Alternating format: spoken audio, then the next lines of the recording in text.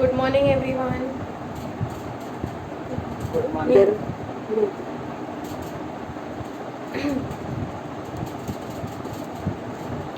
चलो स्टार्ट करते हैं. Yes. Yes. What have we started? We have started with the topic profit and gains from business or profession. ठीक है. उसमें क्या स्टार्ट किया हम लोग ने? सबसे पहले कौन सा सेक्शन है? 28. प्रॉफिट एंड गेन्स में कौन सा सेक्शन है? Section 28. What is section 28? Everyone, what is section 28? Section 28 is charging section. What is charging section? क्या हुआ? नाश्ता नहीं किया? Yes. What is charging section? What does charging? सबसे पहले कौन सा टैक्सेबिलिटी है? Any profit and gains from business और प्रोफेशन. ठीक है. तो उसके बाद सेकंड क्या था? Profit on sale of import entitlement licence. Third क्या है? कैश कंपेंसेटरी सपोर्ट और ड्यूटी ड्रॉबैक. फिर उसके बाद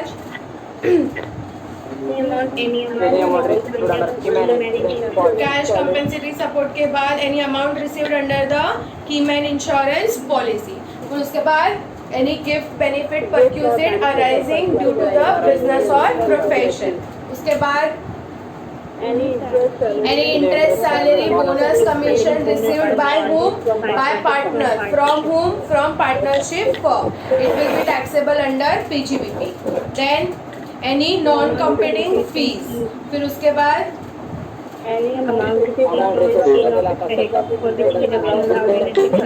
35 AD वाला, right?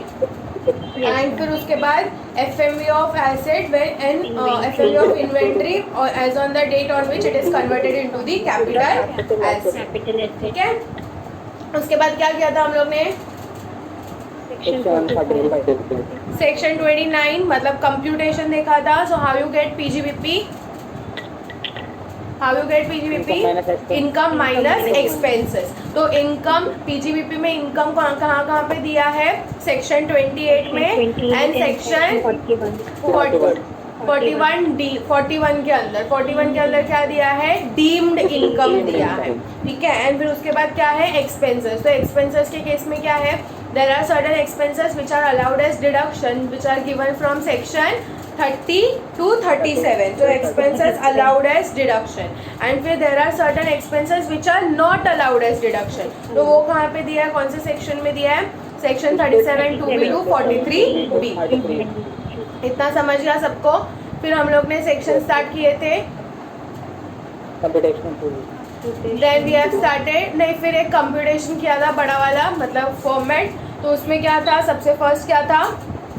You will start with net profit and loss from P&L account. तो P&L का जो भी net profit and loss रहेगा उसमें या तो ऐड करना है या तो लेस करना है. तो सबसे फर्स्ट आइटम क्या रहेगी? एक्सपेंसेस ऐड करेंगे. क्या ऐड करेंगे? Expenses that are debited to P&L account but not allowed और disallowed. Expenses that are debited to P&L account but not allowed और डिसअलाउड. तो मेरे को P&L में से हटाना है तो उससे मेरा प्रॉफिट के ऊपर इम्पैक्ट क्या होगा? मेरा प्रॉफिट बढ़ेगा तो मैं उसमें क्या कर दूंगी? ऐड कर दूंगी. फिर सेकेंड क्या है? एक्सपेंसेस लेस करेंगे. Expenses allowed as deduction but not debited to P&L account. तो ऐसा खर्चा जो अलाउड है लेकिन मेरे P&L के अंदर आया नहीं है अभी तक, तो उससे क्या होगा? तो मेरे को उसको P&L में डालना पड़ेगा. मैं P&L में डालूंगी तो मेरा प्रॉफिट क्या हो जाएगा? कम हो जाएगा. तो इसलिए वो आइटम क्या हो जाएगा? लेस हो जाएगा. So it is allowed as deduction but it is not debited to P&L account. फिर क्या लेस करेंगे? उसके बाद less income credited to P&L account but not taxable और टैक्सेबल अंडर अदर हेड. ठीक है. जैसे रेंट इनकम हो गया तो रेंट इनकम यहाँ पे है P&L के क्रेडिट में, लेकिन वो रेंट इनकम कहाँ पे टैक्सेबल है? इनकम फ्रॉम हाउस प्रॉपर्टी में. तो मेरे को यहाँ से इनकम निकालना पड़ेगा. तो जब इनकम निकालोगे तो उसका इफेक्ट क्या होगा? मेरा प्रॉफिट क्या हो जाएगा? कम हो जाएगा. कम हो जाएगा तो मैं उसको क्या करूँगी? लेस करूँगी. ठीक है. एंड फिर उसके बाद क्या है?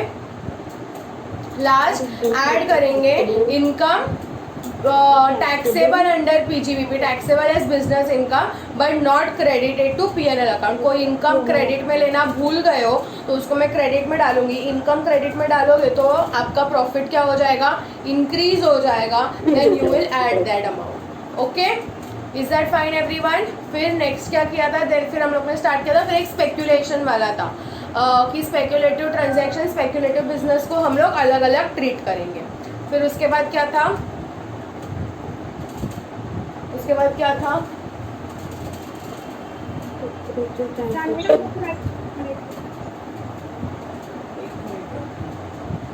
लाइट एडजस्ट करो।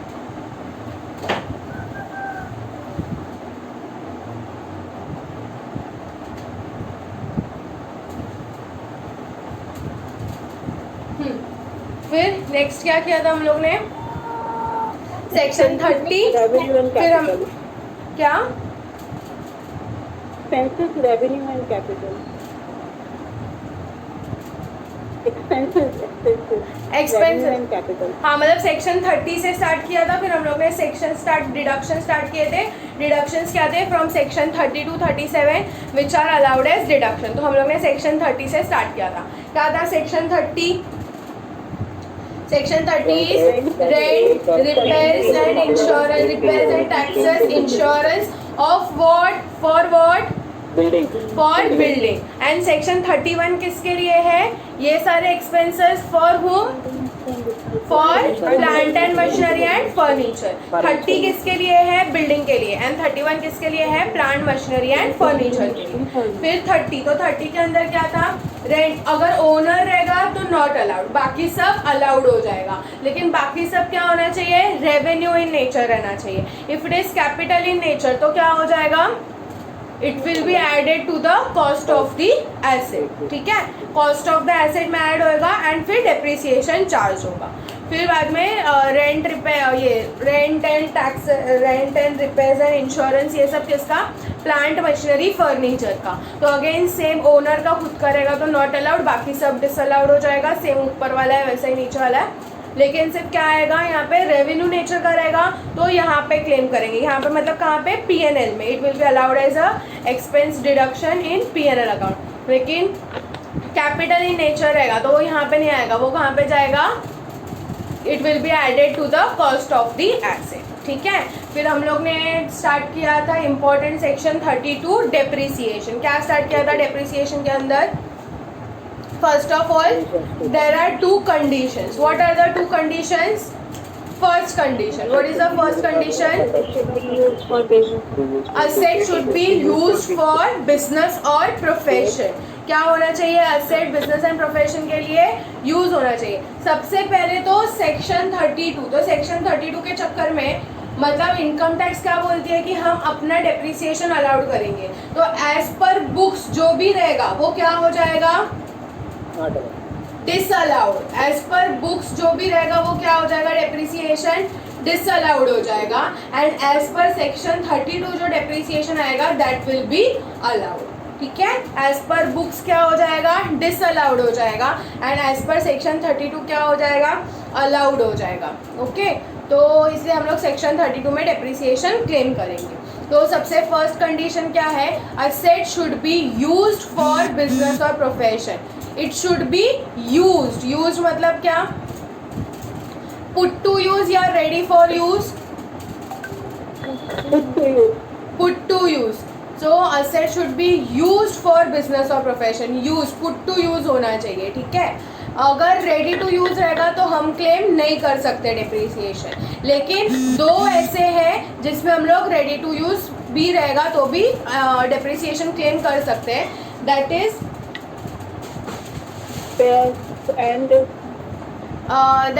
Stand by machinery and emergency space. तो जनरली एसेट क्या होना चाहिए, it should be put to use and not ready for use. लेकिन अगर रेडी फॉर यूज है तो हम लोग डेप्रिसिएशन क्लेम नहीं करेंगे। लेकिन 2 ऐसे हैं, stand by machinery and emergency space, तो वो केस के अंदर हम लोग रेडी टू यूज रहेगा फिर भी हम लोग उससे उसका डेप्रिसिएशन क्लेम कर सकते हैं। सेकेंड कंडीशन क्या है, what is the second condition, Asset should be the owner of it. एक minute. He should be the owner of that asset.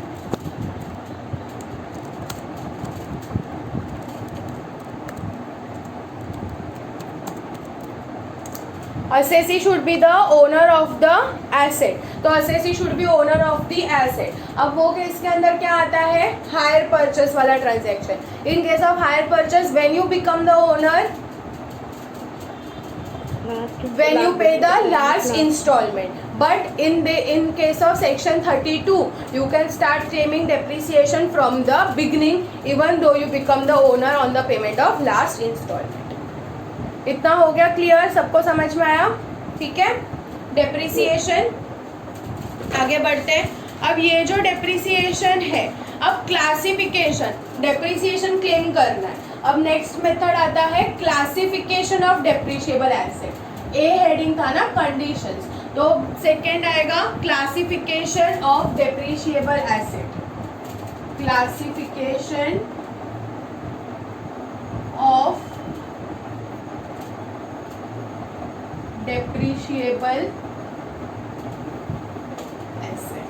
अब इनकम टैक्स के अंदर एसेट्स कैसे क्लासिफाई किए गए हैं, क्लासेस के अंदर क्लासिफाई किए गए हैं. तो सबसे first bifurcation is tangible asset, tangible asset and intangible asset. First bifurcation क्या है, tangible asset and intangible asset. Tangible asset के further classified into building, furniture, plant and machinery. Building, furniture, plant and machinery.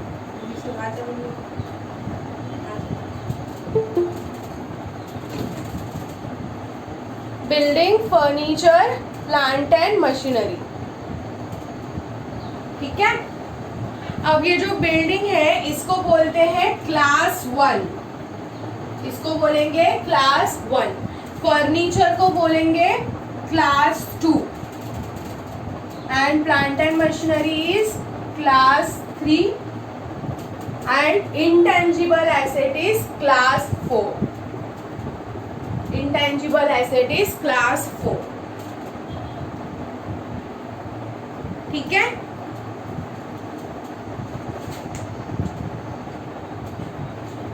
क्या है tangible asset के अंदर, classification of assets. तो assets को कैसे क्लासिफाई किया गया है, tangible asset and intangible asset. Tangible asset में क्या आता है, building, furniture, plant and machinery. Building को हम लोग बोलेंगे class 1, class 2, class 3 and intangible assets is your class 4. समझ में आ गया.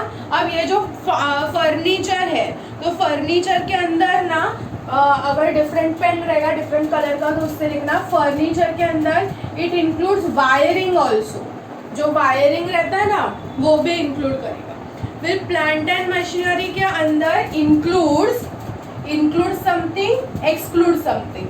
तो इंक्लूड क्या करेगा, plant and machinery includes books and surgical instruments.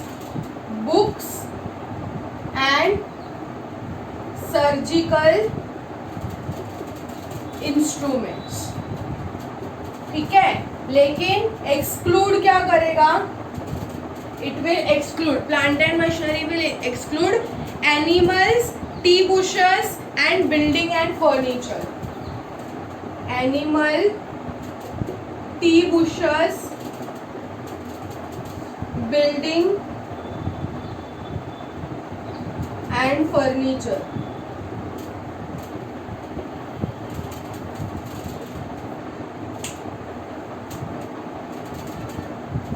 लिख लो इतना.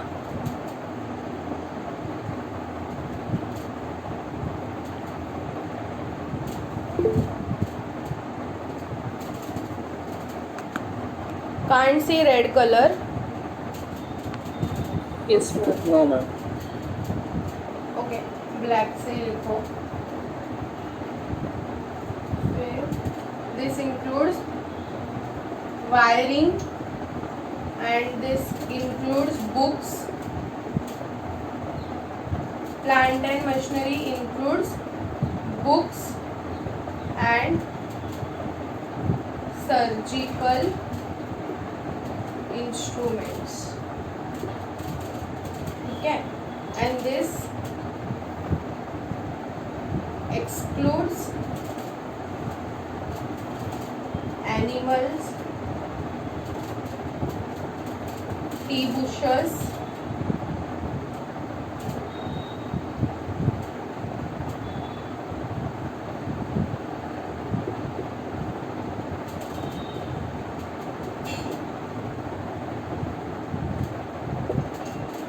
building and furniture.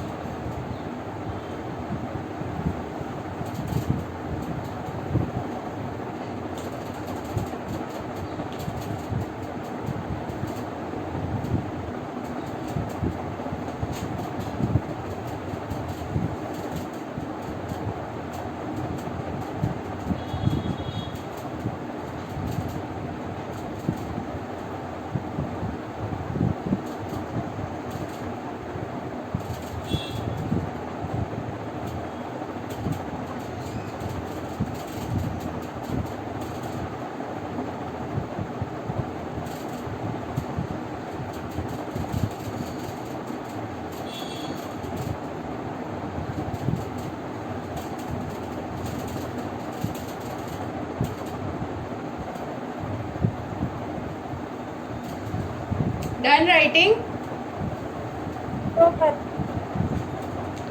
Yes, ma'am.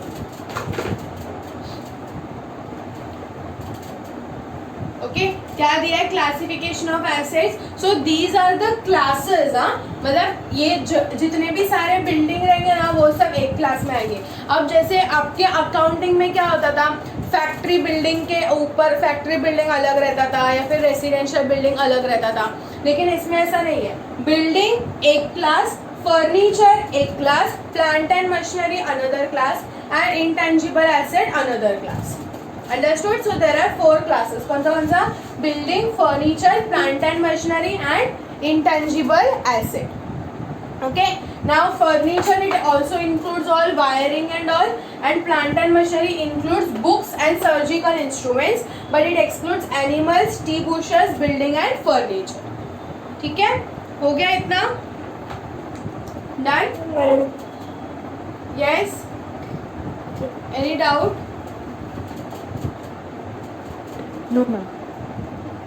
No, sir.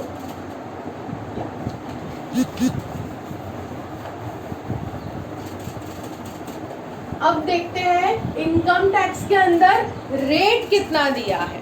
ठीक है, how much is the rate given under income tax. So see ना, डेप्रिसिएशन रेट्स, डेप्रिसिएशन रेट्स. ठीक है, देखते हैं इनकम टैक्स के अंदर रेट कितना दिया है ना. अभी ये जो इनकम टैक्स के अंदर रेट दिया है, this has to be followed by everyone.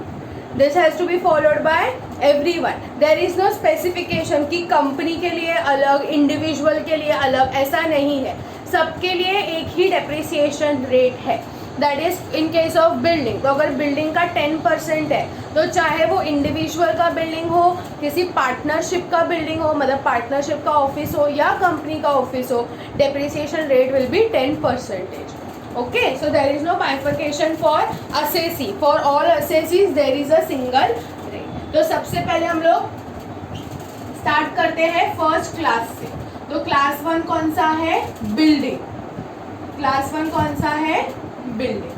अब बिल्डिंग के अंदर आता है, पहले आता है रेसिडेंशियल बिल्डिंग. Residential building. दूसरा बाइफर्केशन आता है general building and temporary structure. General building and third is temporary structure. ठीक है, तो रेसिडेंशियल बिल्डिंग के ऊपर आता है 5%, जनरल बिल्डिंग पे आता है 10% एंड टेम्पररी स्ट्रक्चर के ऊपर आता है 40%.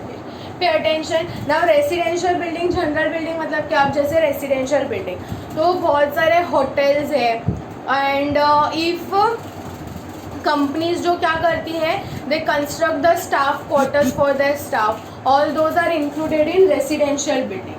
General building means their office building.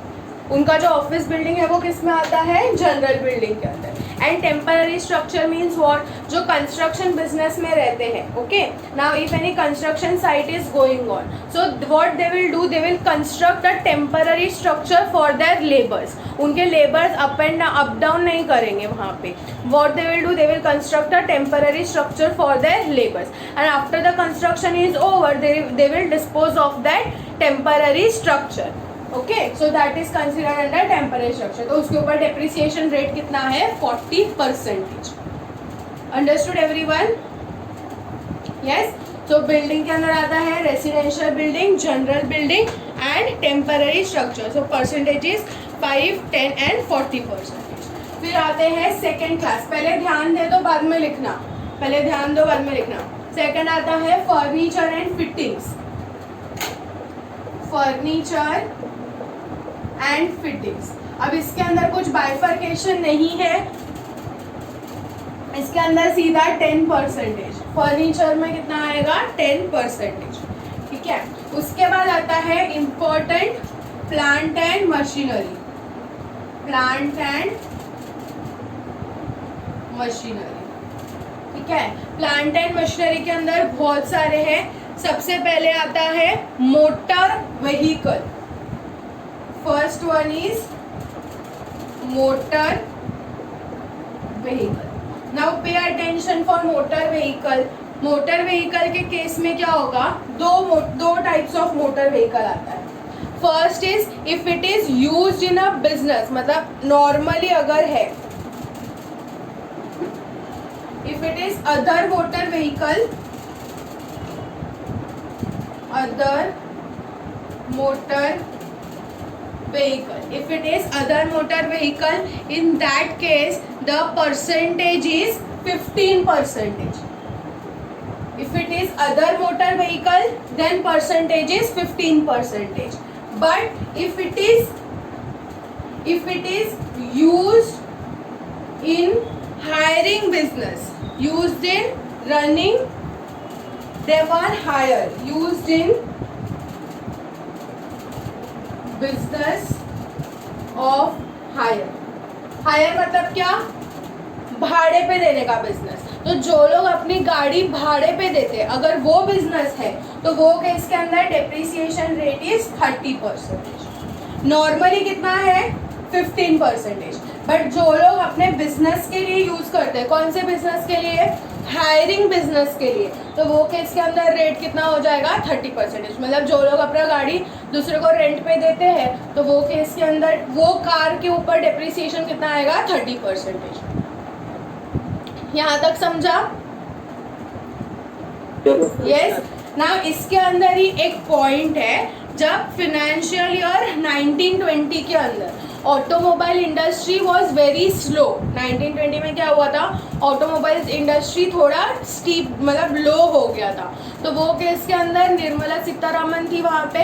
तो वो टाइम पे तो उन्होंने क्या बोला कि दोज हु परचेस ये वाला व्हीकल, ठीक है, those who purchase if they are acquired, if acquired and put to use these vehicles, जो other motor vehicles है, acquired and put to use between acquired and put to use between 23rd August 19 से लेके to 31st March 20.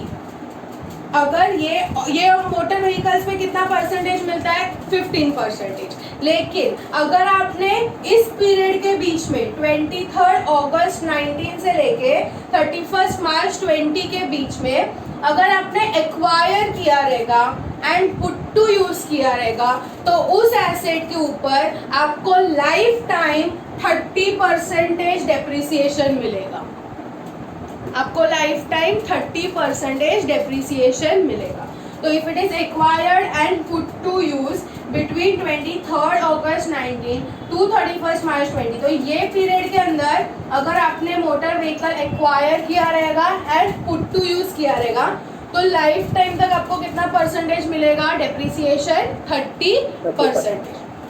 And ये जो है used in business of hire, उसके ऊपर कितना परसेंटेज है? 30%। But same if acquired and put to use between 23 August 19 to 31 March 20, तो ये जो 20% है ये बन जाएगा 45%। कितना बन जाएगा? 45%। So ideally how much is the rate? 15%, 30%।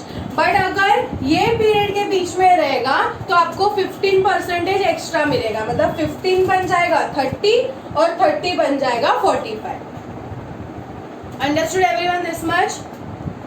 Yes, ma'am. Yes. So this was about plant and machinery. फिर उसके बाद आता है शिप। प्लांट एंड मशीनरी के पहला था मोटर व्हीकल, फिर सेकंड आता है शिप। जो शिप्स रहते हैं तो उनके ऊपर डेप्रिसिएशन रेट इज 20%। ठीक है। फिर computer and laptops, third is computer and laptops.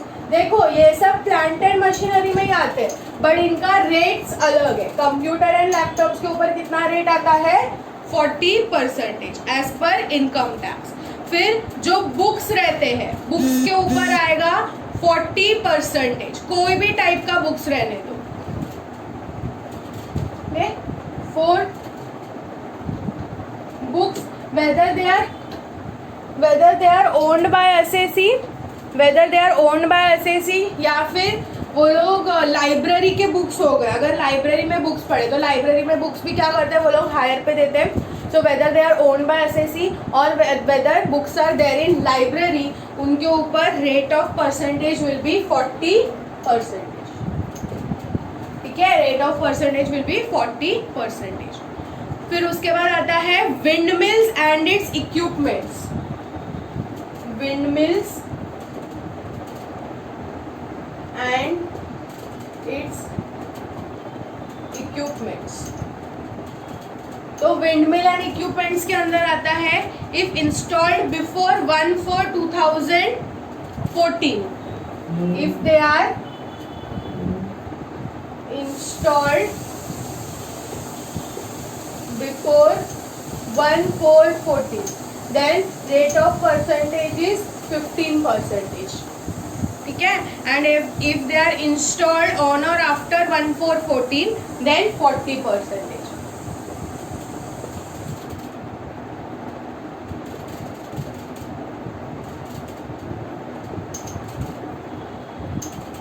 1/4/14 then it is 40%।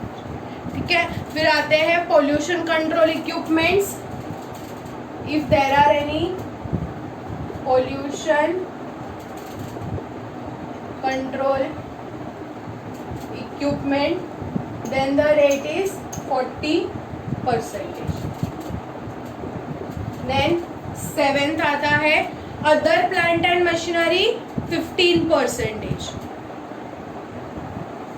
इसके अलावा अगर और कोई भी प्लांट एंड मशीनरी है जिसका कोई स्पेसिफिक रेट नहीं दिया है तो वो केस के अंदर इट इज 15%। ठीक है।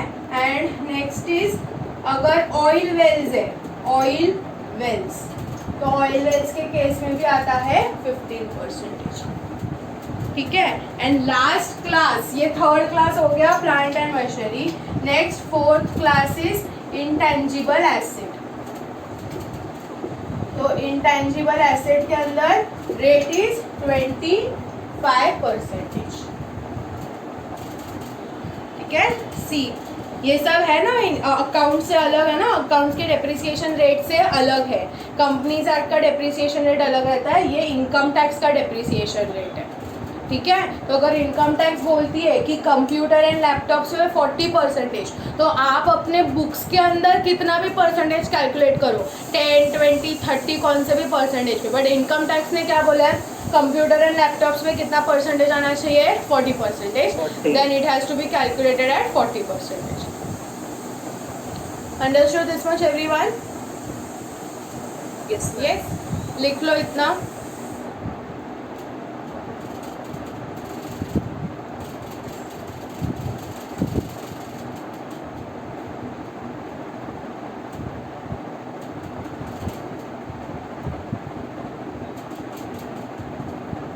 Ma'am, थोड़ी वर्ड क्या हो गया? मैम थोड़ी speech.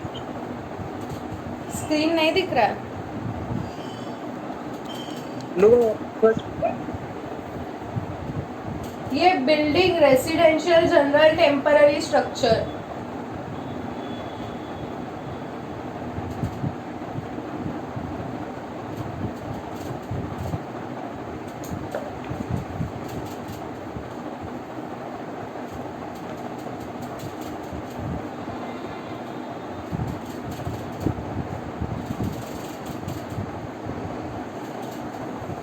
Ma'am, from other plant and machinery from the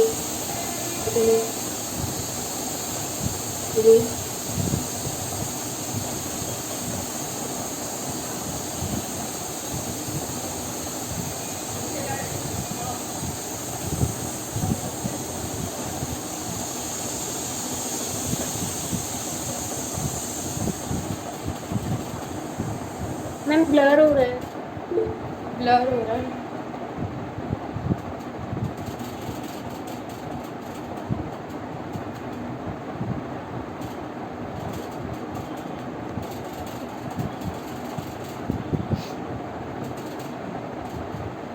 आप स्क्रीन को ना पिन कर लो. मैम पिन है.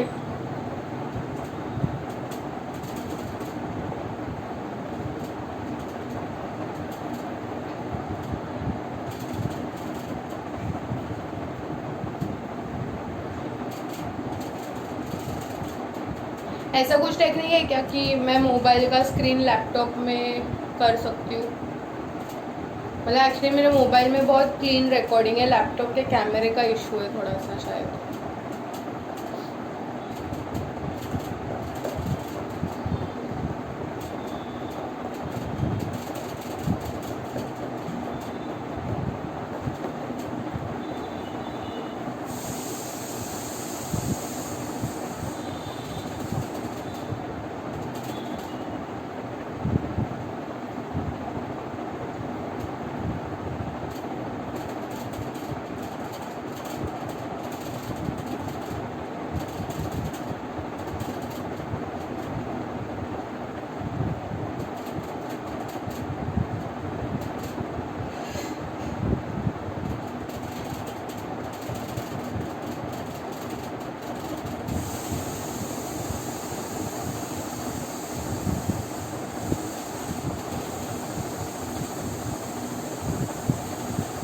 मैम मोटर व्हीकल वाला पॉइंट क्या है?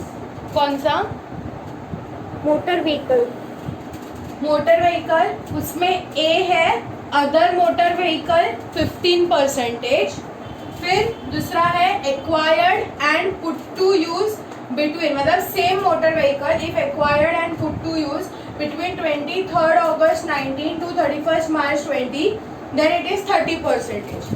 नेक्स्ट है used in business of hiring 30%, but same if acquired and put to use between 23rd August 19 to 31st March 20, then 45%.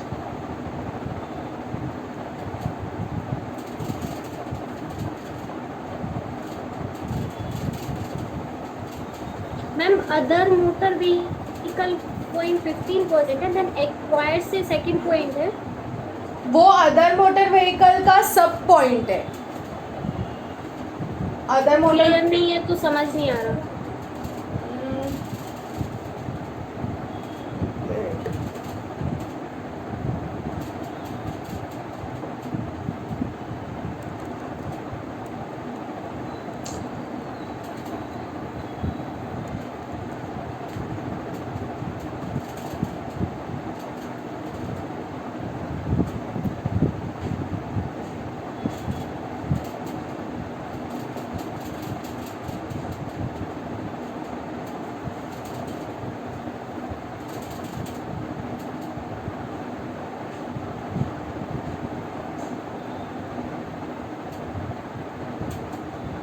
Ma'am yes.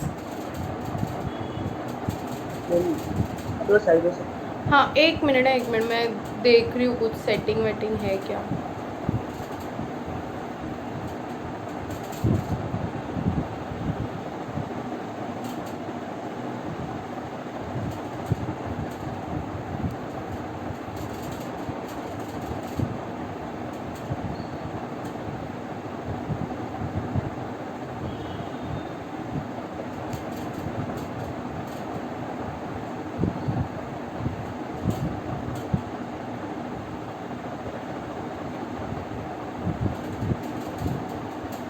अब कुछ दिख रहा है क्या क्लियर?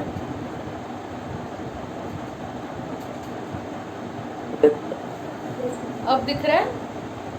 यस वो हाई डेफिनेशन किया मैं। दिख रहा है ना अभी पक्का थोड़ा क्लियर? ठीक है।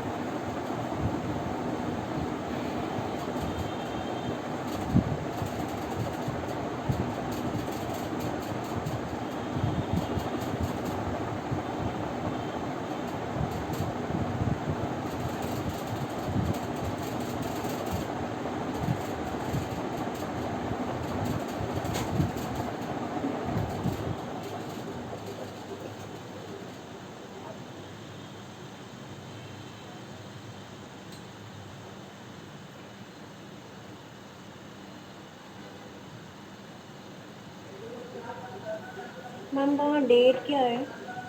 ये वाला हाँ मैम, ऊपर वाला।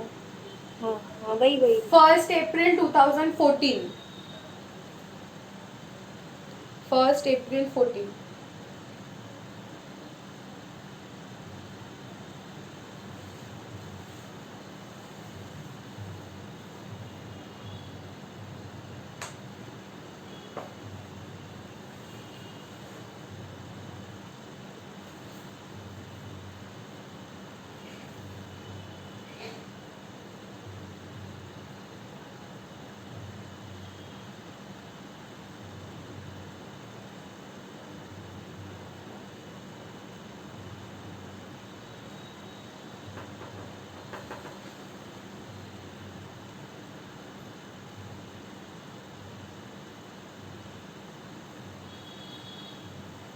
बुक्स को लाइब्रेरी में क्यों इंक्लूड करा है? क्या? बुक्स को लाइब्रेरी सॉरी बुक्स को मशीनरी में क्यों इंक्लूड किया है? वो इनकम टैक्स के अंदर इंक्लूडेड है वो प्लांट एंड मशीनरी में। बिल्डिंग और फर्नीचर तो नहीं हो सकता है, इसलिए प्लांट एंड मशीनरी में डाला है।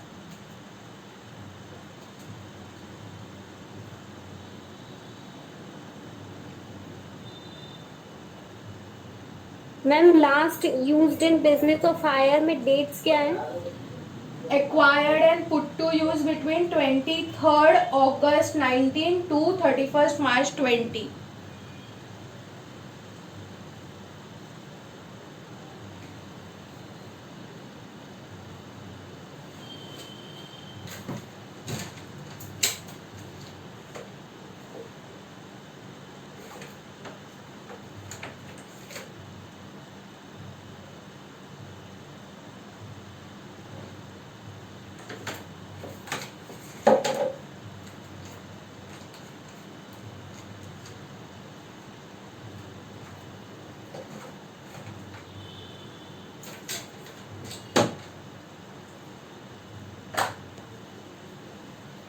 Done ma'am done?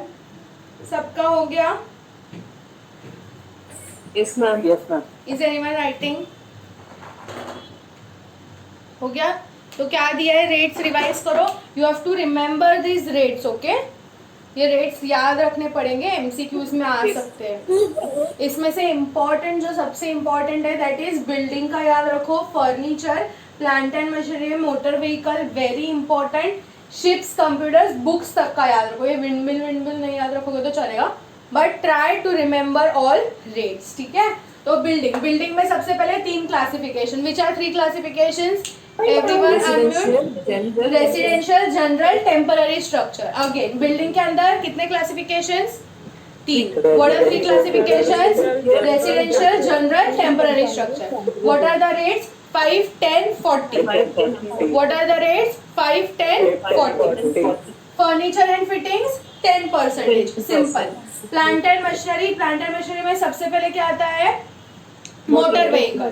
Now general motor vehicle 15%, hiring business 30%, general motor vehicle 15%, hiring business 30%। But general motor vehicle acquired and put to use, मतलब जो एसेट, जो मोटर व्हीकल आपने 23 अगस्त 19 से लेके 31 मार्च 20 के बीच में acquire and put to use किया है, तो उसके ऊपर आपको कितना रेट मिलेगा, 15% एक्स्ट्रा मिल जाएगा।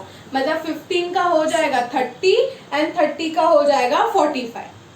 अंडरस्टूड। और ये रेट सिर्फ इस साल नहीं, एवरी ईयर अब यहाँ पे 30% मिलेगा एंड ये एसेट्स को एवरी ईयर 45% ही मिलेगा।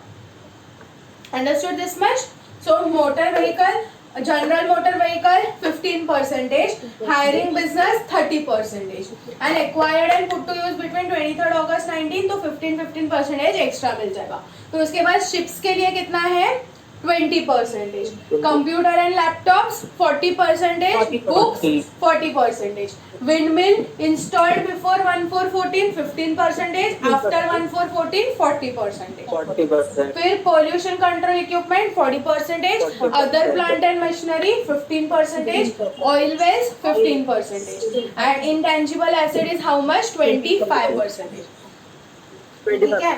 अब इसके आगे आएगा एक ब्लॉक ऑफ एसेट का कंसेप्ट, मतलब इनकम टैक्स के अंदर depreciation is allowed as per block of asset. Block of asset का मतलब क्या होता है, same class plus same rate. Block of asset means group of asset. जैसे अकाउंट्स में अपन कैसे कि बिल्डिंग का ले लेते थे डेप्रिसिएशन, लेकिन इनकम टैक्स के अंदर अलग अलग ग्रुप बनाना पड़ेगा एसेट्स का एंड उस ग्रुप के ऊपर every year you will charge depreciation. तो अभी वो ग्रुप्स कैसे बनेंगे, वो ग्रुप्स को बोलते हैं block of asset. Block of asset means same class plus same rate. अब जैसे कि ये रेसिडेंशियल बिल्डिंग है, तो residential same class, these are classes, building, furniture and fittings and plant and machinery, इसको हम क्या बोलते हैं, क्लासेस। तो क्लास भी सेम होना चाहिए एंड रेट भी सेम होना चाहिए। तो मतलब अगर रेसिडेंशियल बिल्डिंग, तो 2-4 रेसिडेंशियल बिल्डिंग है तो वो इस क्लास के अंदर रहेगी, मतलब ये बनेगा ब्लॉक 1, ये बनेगा ब्लॉक 1। ब्लॉक 1 मतलब क्या, same class plus same rate, same class plus same rate. वैसे ही जितने भी फर्नीचर एंड फिटिंग्स रहेंगे जिनका 10% रहेगा वो बनेगा ब्लॉक 2। फिर उसके बाद प्लांट एंड मशीनरी, देखो इसका भी 15% है, अगर इसका भी 15% है, लेकिन इन दोनों को हम साथ में नहीं कर सकते। ये मोटर व्हीकल का अलग ब्लॉक रहेगा एंड विंडमिल के लिए अलग ब्लॉक रहेगा, even though percentage is same. समझा? तो अलग अलग ब्लॉक्स बनाना पड़ेगा। ब्लॉक ऑफ एसेट मतलब क्या, same class plus same rate. Is that fine? Yes, ma'am. Okay.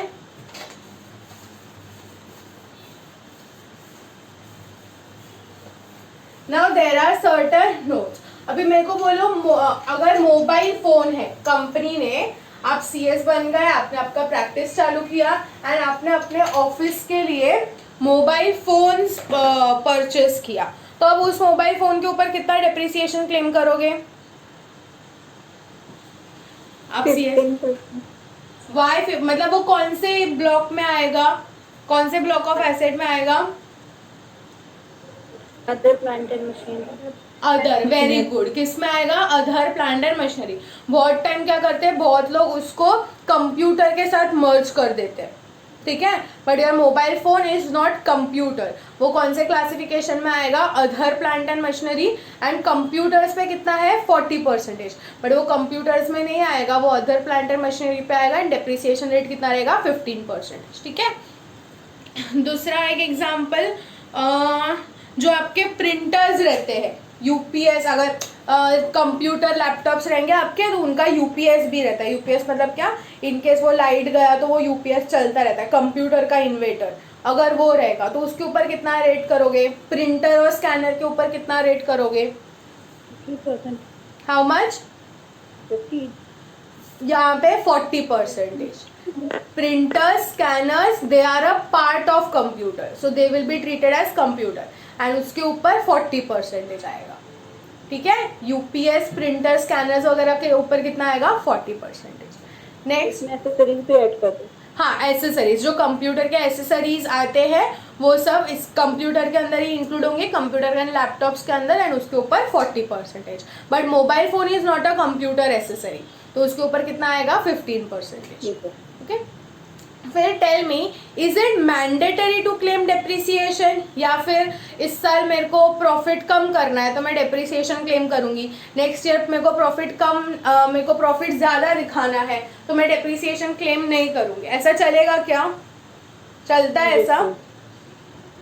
No, ma'am. Is it compulsory और is it optional? Compulsory. Compulsory. Compulsory in accounts also and compulsory in income tax also. Income tax के अंदर हम ऐसा नहीं बोल सकते कि हम इस साल डेप्रिसिएशन क्लेम कर रहे हैं एंड अगले साल डेप्रिसिएशन नहीं क्लेम करेंगे, ठीक है। सो दीज आर सर्टन, थोड़ा बहुत नोट्स ये इसके अंदर ही लिखना। तो फर्स्ट वन क्या है? It is mandatory to claim depreciation for all assessee. Mandatory to claim depreciation for all assessee, ठीक है। सब असेसी के लिए डेप्रिसिएशन क्लेम करना क्या है? मैंडेटरी। फिर उसके बाद next point is mobile phone के ऊपर, तो mobile phones are not computers. Mobile phones are not computers, ठीक है। देयरफॉर इसके ऊपर कितना रेट लगेगा? Hence depreciation 15%. Depreciation at the rate 40% is not allowed, and कितना अलाउड हो जाएगा? 15% इज अलाउड. 15% इज अलाउड, ठीक है। दूसरा एक था depreciation rate for computer accessories. Depreciation rate for computer accessories at the rate 40%, that is UPS, printers, etc. UPS, printers etcetera पे कितना आएगा? 40%. ओके, नेक्स्ट एक पॉइंट था, डेप्रिसिएशन कब अलाउड होगा? Depreciation is allowed when asset is put to use and not ready for use. But इसमें exception क्या है? What are exceptions? What are exceptions? Standby machinery, emergency. Exceptions are standby machinery and emergency spares.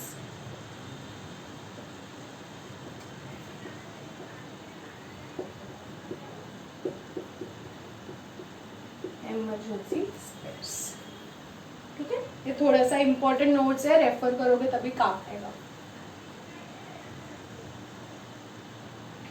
अगर समझो किसी asset का value 5000 के नीचे है तो भी मैं डेप्रिसिएशन क्लेम करूंगी कि नहीं?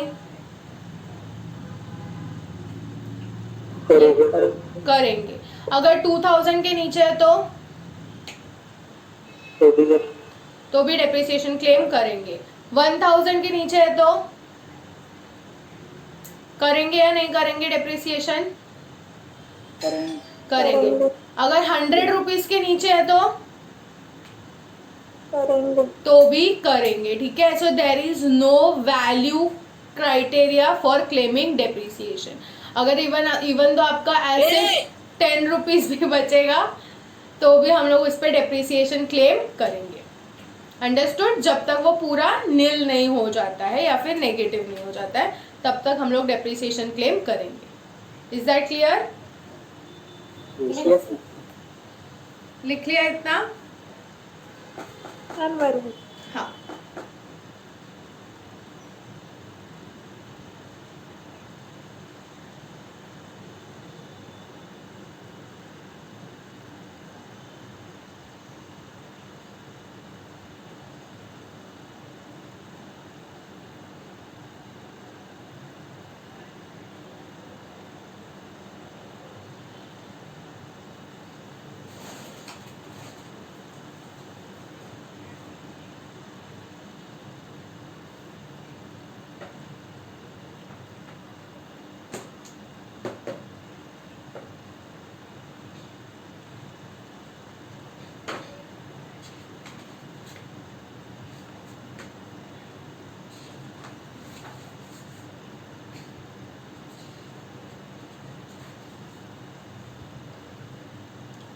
Done everyone?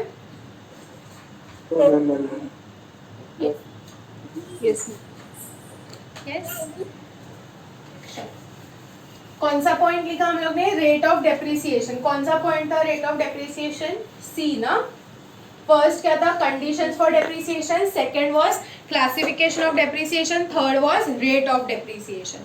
अब पहले देख लिया एसेट्स को क्लासिफाई कैसे किया इनकम टैक्स में, फिर हम लोग ने देखा कौन से रेट से लगेगा डेप्रिसिएशन। अब नेक्स्ट पॉइंट है कौन से मेथड से डेप्रिसिएशन लगेगा। Method of depreciation. Tell me how many methods are there? Which are the common methods of claiming depreciation, calculating depreciation? SLM method and WDV method. In accounting you are free to follow any method. In accounting you are free to follow any method. कोई भी person मतलब कोई भी company वगैरह जो भी रहेगा, mostly companies को SLM मेथड रहता है या WDV, जो भी आप मेथड फॉलो करना चाहते हो आप फॉलो कर सकते हो। आपको सिर्फ वो अकाउंटिंग के अंदर डिस्क्लोजर देना पड़ता है कि हम ये सो एंड सो मेथड से फॉलो करते हैं। अकाउंटिंग स्टैंडर्ड्स हुआ है आपका? अकाउंट्स में नहीं हुआ है, ठीक। तो जो भी in accounts you are free to follow any method, कोई भी कंपनी ऐसा कोई बेसिक रूल नहीं है। But in case of income tax बोलती है हम सबको अलग अलग मेथड फॉलो करने नहीं दे सकते, because this is an act, so there should be some standardization. तो अगर assessee if assessee is in the business of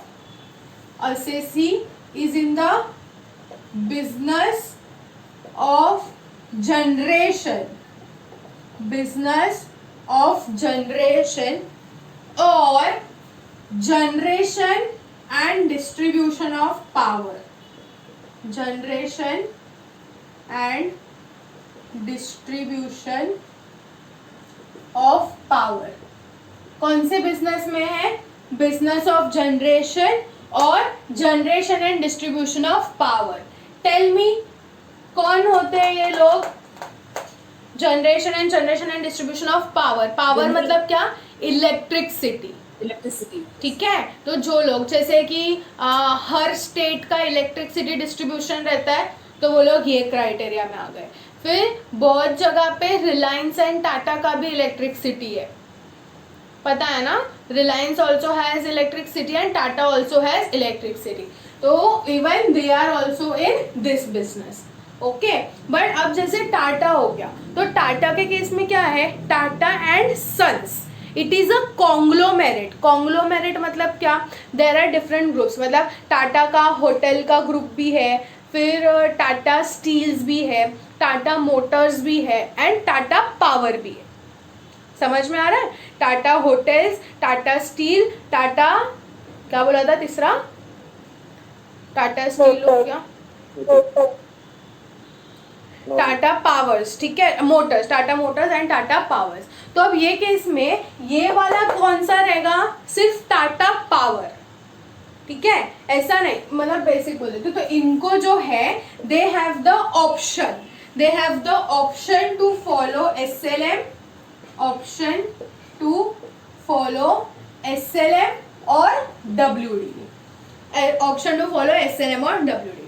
लेकिन इनके अलावा बाकी जो भी असेसी है, other assessee, they have to compulsorily follow WDV method, they have to compulsorily follow WDV method, understood? So अगर समझो यहाँ पे अगर हम लोग टाटा का बात करते हैं तो there is a Tata power, Tata steel, Tata hotels and Tata Motors. तो ये जो SLM और WDV वाला ऑप्शन है वो किसको मिलेगा, only and only Tata power, not Tata Motors और टाटा होटल्स, टाटा स्टील, उनको नहीं मिलेगा, सिर्फ किसको मिलेगा, टाटा पावर को ही ऑप्शन मिलेगा। बिकॉज कौन सा कंपनी इस बिजनेस में है, टाटा पावर्स। तो टाटा पावर्स इस बिजनेस में है, कौन से बिजनेस में, बिजनेस ऑफ जनरेशन और generation and distribution of power. तो ये बिजनेस के अंदर है, they have the option to follow SLM और WDV। I can not say कि टाटा इज सप्लाइंग इलेक्ट्रिसिटी तो पूरे टाटा ग्रुप को ये ऑप्शन मिलेगा, नो, पूरा Tata group is a conglomerate. Conglomerate मतलब क्या, अलग अलग फील्ड्स के वो कंपनीज जो है वो मर्ज करके एक टाटा एंड सन्स बनता है। तो वो केस के अंदर सिर्फ टाटा पावर्स को मिलेगा, बाकी सब असेसी को कितना मिलेगा, they have to compulsorily follow WDV method, understood? So what is the method of depreciation, what are the methods of depreciation? First, if the assessee is in the business of generation or generation and distribution of power, then they have the option to follow SLM method or WDV method. And any other assessee, they compulsorily have to follow the WDV method. समझ गया इतना? Yes, ma'am. Yes, लिख लो इतना।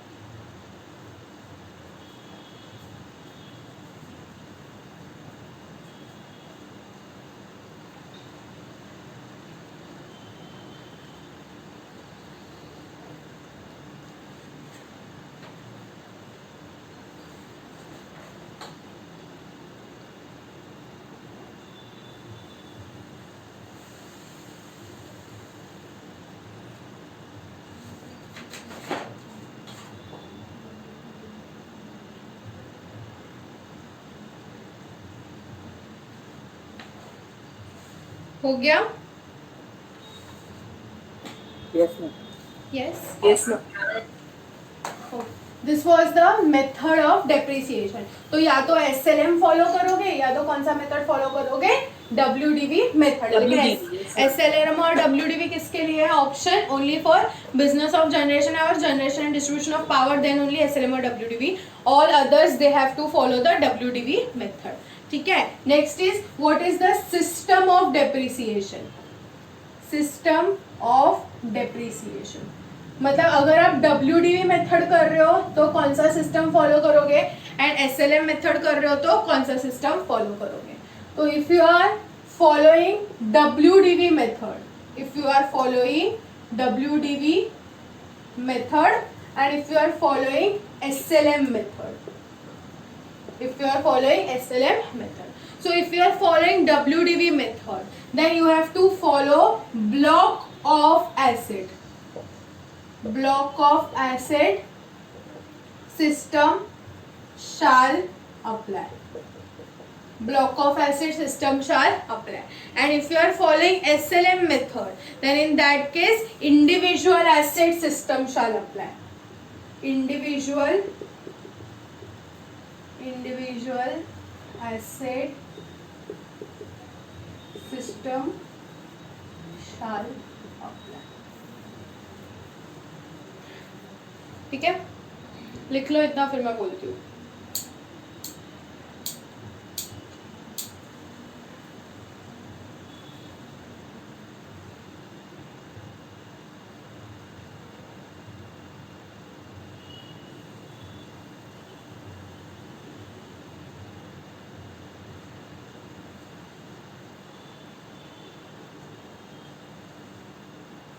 Done? Yes? Okay. So, see क्या दिया है? WDV method and SLM method. अब in case of accounts के केस में क्या होता है? See, आप जब नया एसेट आपका अगर ऑलरेडी कोई क्या है, सपोज कंप्यूटर है आपके ऑफिस में, ठीक है, तो वो कंप्यूटर के ऊपर आपने डेप्रिसिएशन चार्ज किया. फिर जब नेक्स्ट ईयर आपने नया कंप्यूटर परचेस किया, then that new computer will be treated as a separate asset और उसके ऊपर नया डेप्रिसिएशन चार्ज होगा. फिर उसके बाद अगर आपने कोई और कंप्यूटर या लैपटॉप या कुछ परचेस किया तो that will be treated as a new asset and उसके ऊपर अलग से डेप्रिसिएशन चार्ज होगा. तो इंडिविजुअल एसेट सिस्टम में क्या होता है, every asset will be treated individually. Her asset को क्या ट्रीट किया जाएगा, इंडिविजुअली ट्रीट किया जाएगा एंड उसके ऊपर डेप्रिसिएशन कैलकुलेट किया जाएगा. But in case of block of asset system, block of asset system के अंदर क्या होता है, block of asset means group of asset. तो अगर सपोज हम लोग ने एक कंप्यूटर परचेस किया है, वो कंप्यूटर के ऊपर हम लोग ने डेप्रिसिएशन चार्ज किया, we will get 1 WDV. Now next year if I purchase a new computer, तो वो जो नया कंप्यूटर रहेगा ना, ये मेरा एक कंप्यूटर है जिसके ऊपर 40% है, मतलब प्लांट एंड मशीनरी जिसके ऊपर 40% है. New computer I will purchase and वो भी सेम क्लास सेम रेट, तो वो इसके साथ क्या हो जाएगा, ग्रुप हो जाएगा. न्यू प्लांट एंड मशीनरी का जो भी कॉस्ट रहेगा वो इसके साथ क्या हो जाएगा, ग्रुप हो जाएगा, मर्ज हो जाएगा. ठीक है, तो इसके ब्लॉक के अंदर it will be added. Understood? That is called as block of asset system. तो individual asset SLM, if you are following SLM system, SLM method, तो आपको कौन सा सिस्टम फॉलो करना है, individual asset. But if you are following WDV method, then you have to follow block of asset. Tell me SLM कौन follow कर सकता है, SLM कौन फॉलो कर सकता है, पावर जनरेशन वाले. ठीक है, तो only they can follow individual asset method. बाकी सबको क्या फॉलो करना है, WDV method, that is block of asset system. Okay, now what do mean block of asset में if computer same class same generation नहीं है तो, same generation ma'am same class नहीं है तो, सेम क्लास कैसे नहीं रहेगा. आप नया आपका जो जूना कंप्यूटर है उसको आपने कौन से क्लास में डिफाइन किया है, प्लांट एंड मशीनरी के क्लास में, एंड कौन से रेट से डेप्रिसिएशन चार्ज कर रहे हो, 40% से. अब नेक्स्ट जो आपने कंप्यूटर परचेस किया, अब इनकम टैक्स के अंदर उसको कौन से तो भी क्लास में डालना पड़ेगा. तो नया कंप्यूटर लिया है उसको कौन से क्लास में डालोगे, प्लांट एंड मशीनरी के क्लास में, एंड कौन से रेट से चार्ज करोगे डेप्रिसिएशन, 40% से. तो वो ये ब्लॉक के अंदर क्या हो जाएगा, ऐड हो जाएगा. ठीक है, तो next what do mean by block of asset. So block of asset means group of asset. Block of asset means group of asset having same rate, having same rate of depreciation, same rate of depreciation रहेगा within the same class of asset, within the same class of asset. ठीक है, मतलब I can say block of asset मतलब क्या, block of asset means same class plus same rate. Block of asset मतलब same class plus same rate. And individual asset system मतलब क्या, individual asset जो हम सेम अकाउंटिंग में करते हैं ना वो. इंडिविजुअल एसेट सिस्टम, इसका मतलब क्या, कैलकुलेटिंग डेप्रिसिएशन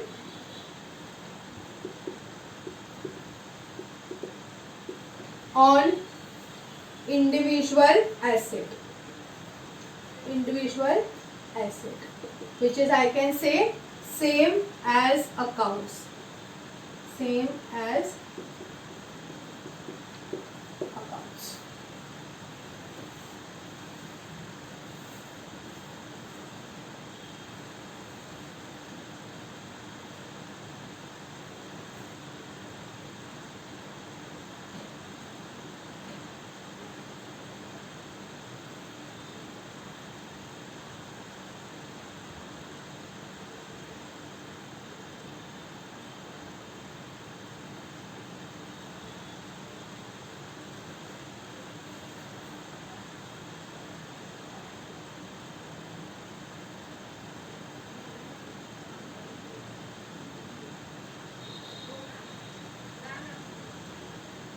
हो गया,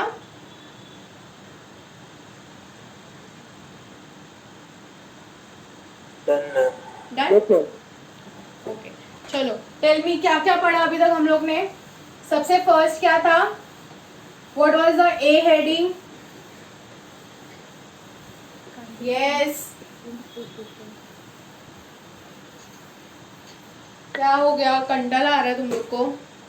Conditions to claim depreciation. Conditions to claim depreciation. First heading क्या था everyone, what was the first heading, conditions to claim depreciation. तो उसके अंदर फर्स्ट कंडीशन क्या था, asset should be owned for business or profession, used for business or profession. And second क्या था, assessee should be the owner of such asset. To conditions. फिर हम लोग ने थोड़े से सब पॉइंट्स देखे. उसके बाद नेक्स्ट क्या किया था हम लोग ने, second, what was second, classification of assets. So assets are classified into how many classes, 4 classes.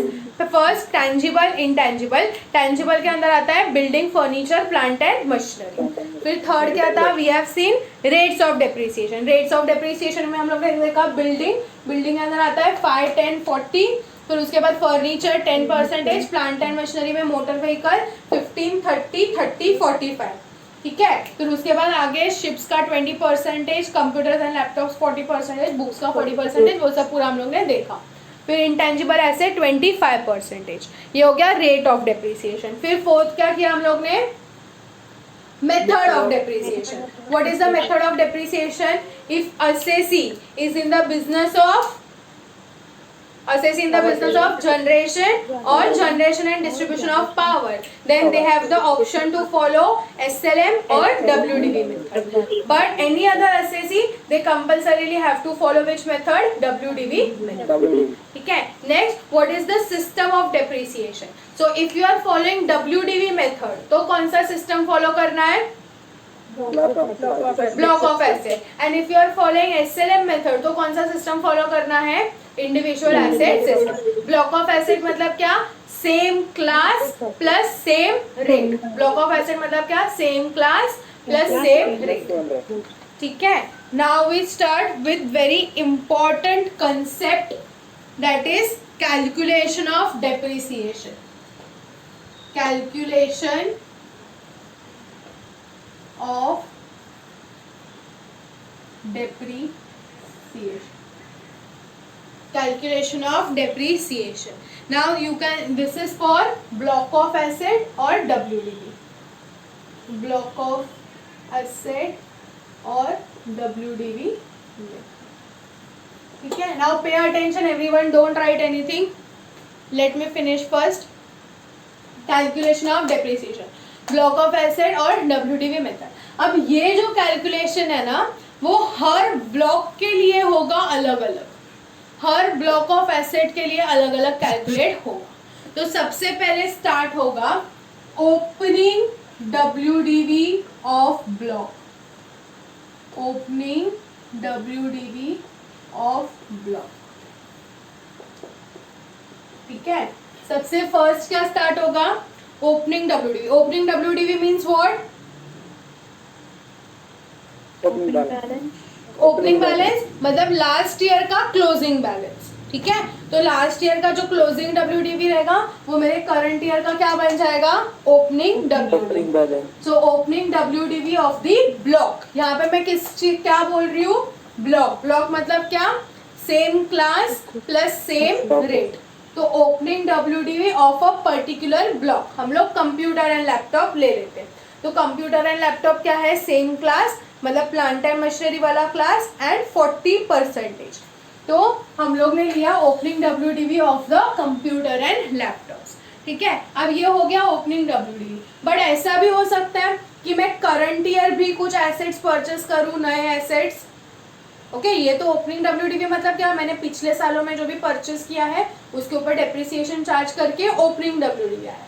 Now in current year also I will purchase some computers और लैपटॉप्स, तो वो इसमें क्या होगा, ऐड होगा कि लेस होगा,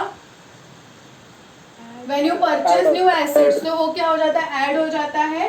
तो इसमें हम लोग ऐड करेंगे, क्या ऐड करेंगे, actual cost of asset, actual cost of asset acquired during year, actual cost of asset acquired during year.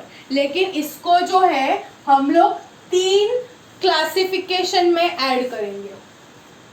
First will be acquired, मतलब एक्वायर किया है and put to use for 180 days or more. Second will be put to use for less than 180 days, put to use for less than 180 days, and third will be acquired but not put to use, ठीक है। जो भी हम लोग current year में जो भी हम लोग कंप्यूटर एंड लैपटॉप परचेस करेंगे तो वी हैव एक्वायर्ड।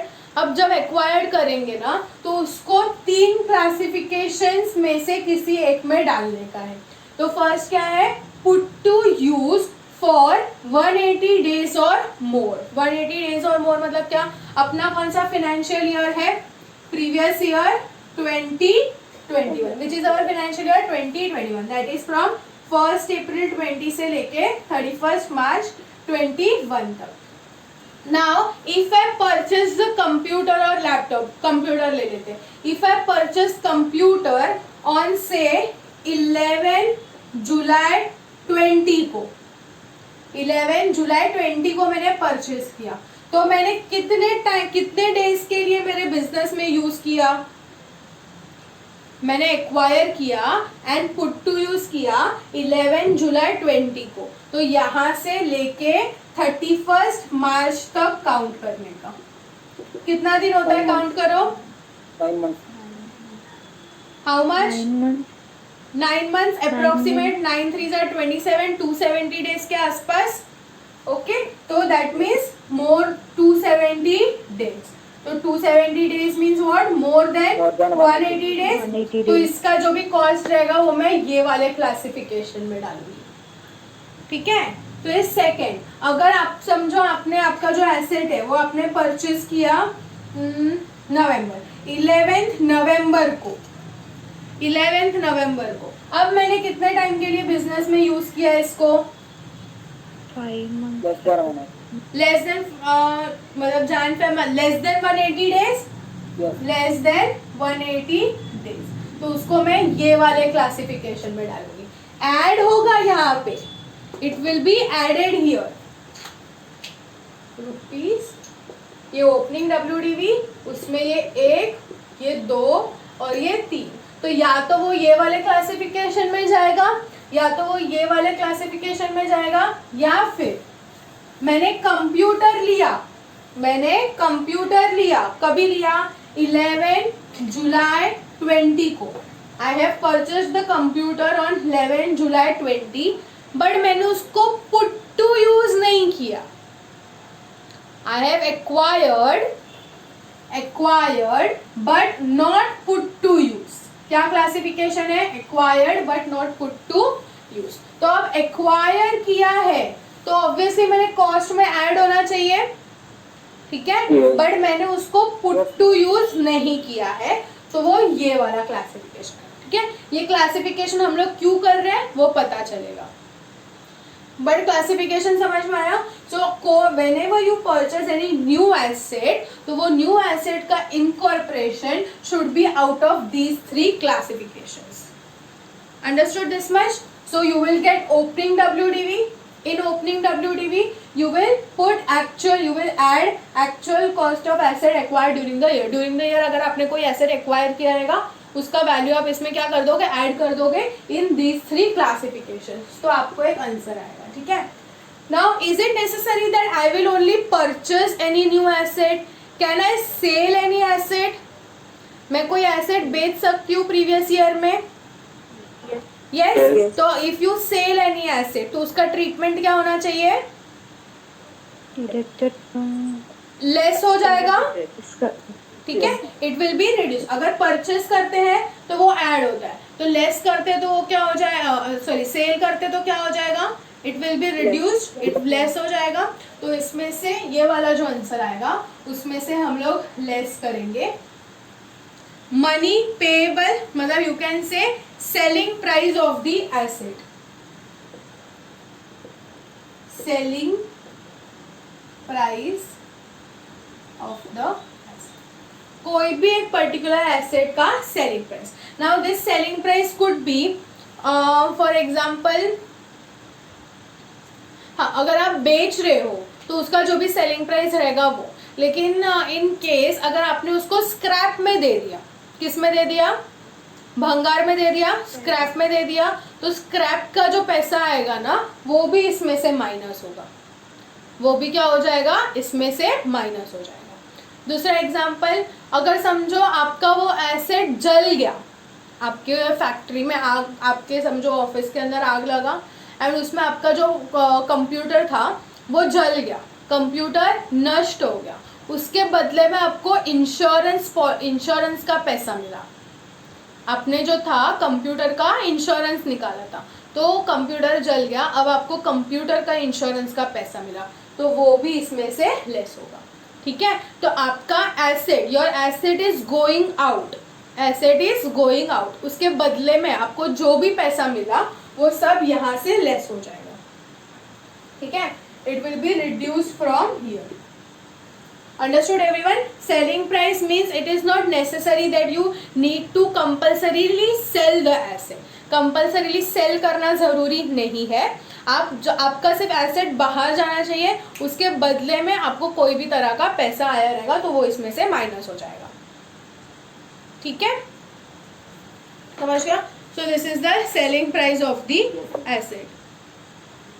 फिर इसके बाद आएगा अगर कोई इंश्योरेंस कंपेंसेशन वगैरह मिला तो वो भी यहाँ से माइनस हो जाएगा। अब ये सब करने के बाद, ये ऐड और लेस करने के बाद आपको मिलेगा, आपको जो आंसर मिलेगा that will B WDV of block, this will be the WDV of block for depreciation, for depreciation. यहाँ पे 2 स्टार्स बना देना, WDV of the block for depreciation, मतलब अब ये वाला जो अमाउंट आएगा ना इसके ऊपर यू विल चार्ज डेप्रिसिएशन, ठीक है। फिर इसमें से लेस होगा जो भी आपका डेप्रिसिएशन कैलकुलेशन रहेगा, जो भी आपका डेप्रिसिएशन, यहाँ पे 3 बाइफर्केशंस आएगा, ठीक है, इसके अंदर 1 2 3, ये वाला जो है उसमें 3 बाइफर्केशंस आएगा। वो बाइफर्केशंस करने के बाद जो डेप्रिसिएशन हम लोग को कैलकुलेशन में आएगा depreciation actually allowed, depreciation actually allowed, ये depreciation माइनस करने के बाद you will get closing WDV of the block, closing WDV of the block. कहाँ से स्टार्ट किया था हम लोग ने? From where have we started? Opening WDV. तो opening WDV था, in that you will add if you have purchased any asset, तो उसका वो क्या कर दोगे? Add कर दोगे. But it has to be added in 3 classification. Put to use for 180 days or more, put to use for less than 180 days, acquired but not put to use. Acquired but not put to use. क्यों ऐसा करते हैं? क्यों ऐसा करते हैं? Because see, acquired but not put to use, इसके ऊपर depreciation मिलना चाहिए या नहीं मिलना चाहिए? नहीं मिलना, Yes, louder. नहीं मिलना चाहिए, लेकिन मेरे ब्लॉक में तो वो ऐड होगा क्योंकि मैंने परचेज किया है. डेप्रिसिएशन नहीं मिलेगा, लेकिन मेरा WDV of the block increase हो जाएगा, तो इसके ऊपर नो डेप्रिसिएशन. ओके, एंड जो एसेट है put to use for less than 180 days है, इसके ऊपर हाफ रेट से डेप्रिसिएशन मिलता है. कितने रेट से? Half rate. मतलब आपका कंप्यूटर एंड लैपटॉप का परसेंटेज कितना है? 40%. ठीक है, तो जो कंप्यूटर एंड लैपटॉप मैंने प्रीवियस ईयर में एक्वायर किया रहेगा एंड पुट टू यूज किया रहेगा फॉर लेस देन 180 डेज, तो उस कंप्यूटर एंड लैपटॉप पे उस साल में हाफ रेट से मिलेगा. क्यों? क्योंकि मैंने 180 डेज से कम किया. अब नेक्स्ट ईयर क्या हो जाएगा? नेक्स्ट ईयर तो पूरा साल मेरा लैपटॉप यूज होगा, तो next year full rate depreciation. लेकिन जिस साल में आपने एक्वायर किया है एंड पुट टू यूज किया है लेस देन 180 डेज, तो वो साल में आपको उस एसेट के ऊपर हाफ रेट से मिलेगा. समझा? तो अभी जो ये वाला कैलकुलेशन है ना, ये वाला amount, this is the WDV for block. तो इसके अंदर ओपनिंग WDV भी आया है जिसके ऊपर फुल रेट से मिलना चाहिए. सी, इसके ऊपर फुल रेट से मिलना चाहिए. फिर put to use for more than 180 days, more than 180 days के ऊपर भी फुल रेट से मिलना चाहिए. और ये लेस देन 180 डेज के ऊपर हाफ रेट से मिलना चाहिए एंड इसके ऊपर नो डेप्रिसिएशन. तो ये तो हम लोग WDV कैलकुलेट कर रहे हैं, तो WDV के अंदर ये सब कॉस्ट इंक्लूड होके ये आया है. अब इसके अंदर ये पूरा खिचड़ी बना है, इसके अंदर ये सारे अमाउंट्स इंक्लूड है. तो फिर इसमें से हम लोग बाइफर्केशन करेंगे एंड डेप्रिसिएशन कैलकुलेट करेंगे. समझ गया? Yes. ठीक है, लिख लो इतना.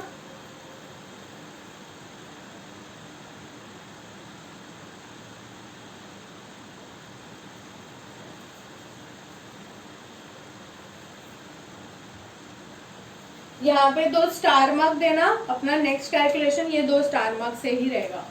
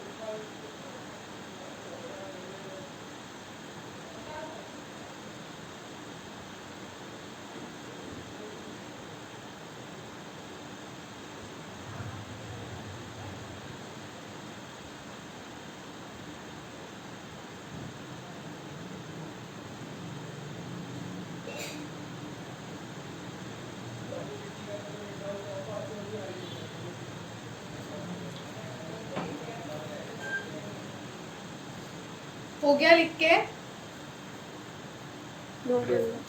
Yes.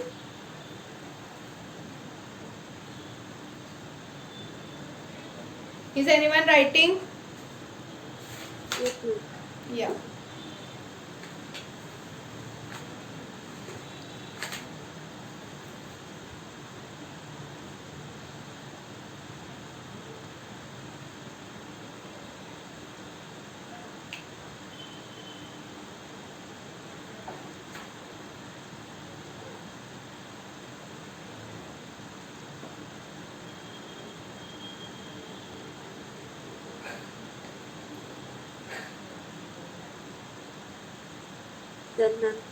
Done? Okay everyone come on, बोलो एक बार क्या है कैलकुलेशन ऑफ डेप्रिसिएशन, कहाँ से स्टार्ट करते हो? Opening WDV of the block. उसमें क्या ऐड करोगे? Actual cost of asset acquired during the year. Now it should be added in 3 classification. पहला क्या आएगा? Put to use for 180 days और more, put to use for less than 180 days, acquired but not put to use. ठीक है, वो add करने के बाद अब जरूरी नहीं है कि सिर्फ एसेट खरीदोगे। It is possible that you might sell any asset, या फिर कोई एसेट स्क्रैप हो गया या फिर डिस्ट्रॉय हो गया एंड अगर उसका इंश्योरेंस का पैसा मिला या फिर सेल किया एंड उसका सेलिंग प्राइस मिला, वो क्या करोगे? यहाँ से माइनस करोगे।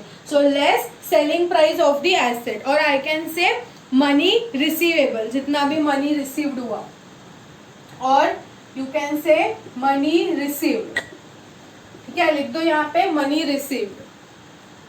whatever money you receive, not only the selling price, whatever kind of money you receive, वो क्या हो जाएगा? इसमें से less हो जाएगा। Then you will get WDV of block for depreciation, WDV of the block for depreciation। उसके ऊपर depreciation charge करोगे, you will get the closing WDV। ठीक है,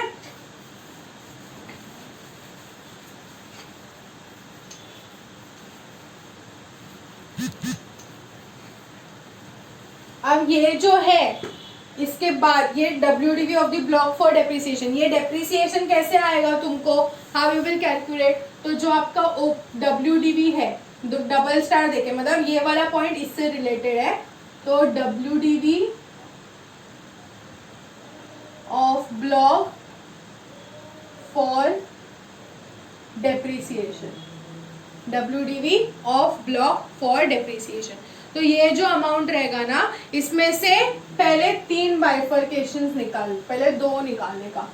तो ये जो अमाउंट है, ये वाला जो अमाउंट आया यहाँ पे, ठीक है, सेलिंग प्राइस के बाद वाला जो अमाउंट आया, उसमें से हम लोग क्या निकाल देंगे?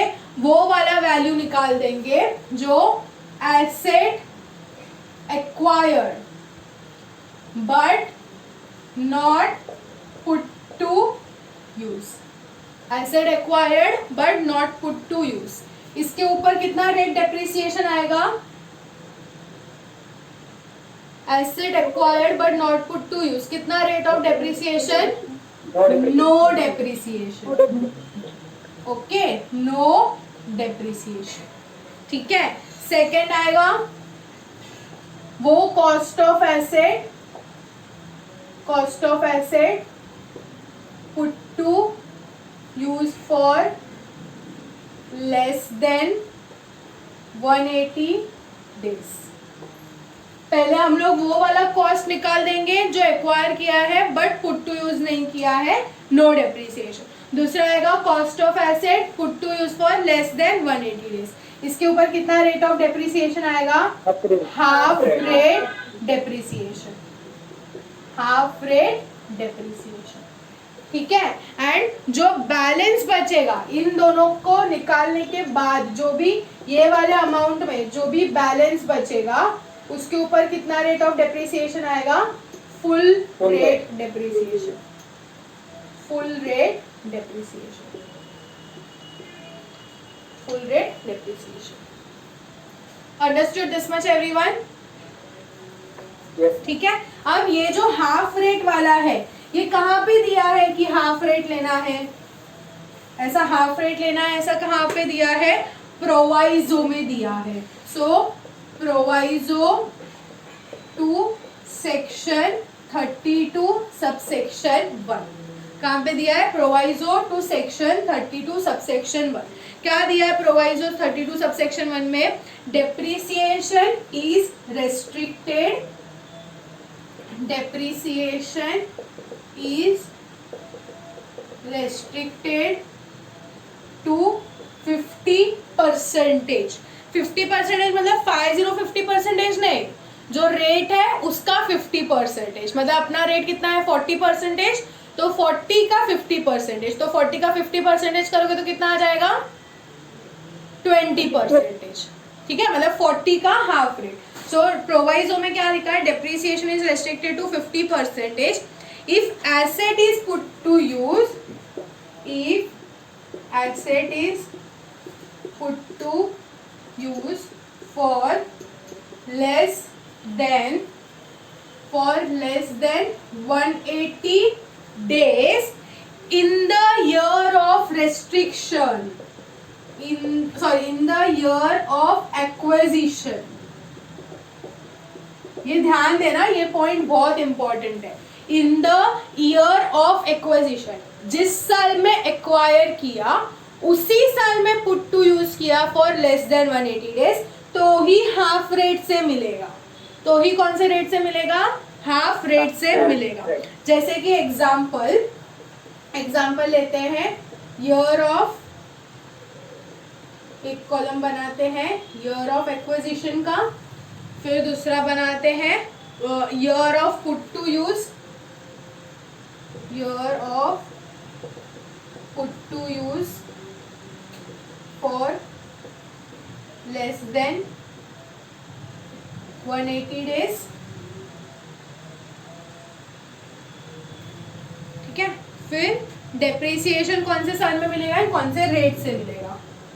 Depreciation allowed and rate. चलो टेल मी, अगर मैंने ईयर ऑफ एक्विजिशन, मेरा ईयर ऑफ एक्विजिशन है previous year 2021। Year of acquisition मतलब क्या? इस साल में मैंने परचेस किया, 2021 में परचेस किया, and put to use for less than 180 days किया 2021 में। 2021 में परचेस किया, put to use for less than 180 days किया 2021 में। तो डेप्रिसिएशन कौन से साल में मिलेगा? 2021 में मिलेगा। तो 2021 में मिलेगा, लेकिन कौन से रेट से मिलेगा? हाफ रेट से मिलेगा। हाफ रेट से। ठीक है, अनदर एग्जाम्पल, पे अटेंशन। मैंने एक्वायर किया प्रीवियस ईयर 2021 में, पुट टू यूज किया for less than 180 days previous year 21-22 में। टेल मी, एक्वायर कब किया? 2021। पुट टू यूज कब किया? नेक्स्ट ईयर, वो भी 180 लेस देन 180 डेज में। टेल मी, डेप्रिसिएशन कौन से ईयर में मिलेगा? 21-22। कौन से साल में मिलेगा? 21-22। क्योंकि इस साल में मैंने एक्वायर किया, पुट टू यूज नहीं किया, तो इस साल मेरे को डेप्रिसिएशन नहीं मिलेगा। मैंने इस साल पुट टू यूज किया, तो डेप्रिसिएशन कौन से मिलेगा? इस साल में मिलेगा। लेकिन in this year I have put to use for less than 180 days, तो डेप्रिसिएशन तो कौन से साल में मिलेगा? 21-22। But in this year I have put to use for less than 180 days, but still I will get full rate depreciation. Why? Because what is given in proviso? If asset is put to use for less than 180 days in the year of acquisition. What is the word given? In the year of acquisition. तो जिस साल में acquire करते हो उसी साल में less than 180 days put to use किया तो ही हाफ रेट से, लेकिन एक्वायर किया 1 ईयर, पुट टू यूज किया नेक्स्ट ईयर, वो भी लेस देन 180 डेज, तो फिर full rate depreciation. Understood this point everyone? Yes. Any doubt? Okay, what is given in the proviso? If you have acquired and put to use, acquired and put to use for less than 180 days, तो उस साल में half rate से मिलेगा. लेकिन acquire किया in 1 year, put to use किया next year, वो भी less than 180 days, then also we will give full rate depreciation, because दोनों के बीच में एंड नहीं अप्लाई होगा. Understood everyone this much? Yes, लिख लो इतना.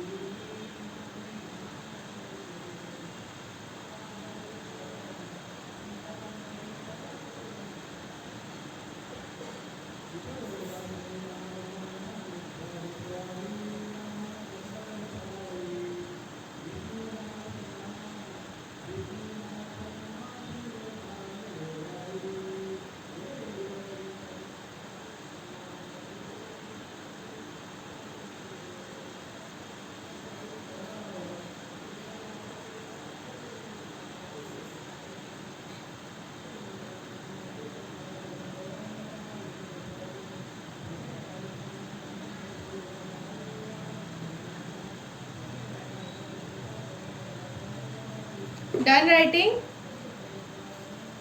No, ma'am. Yes.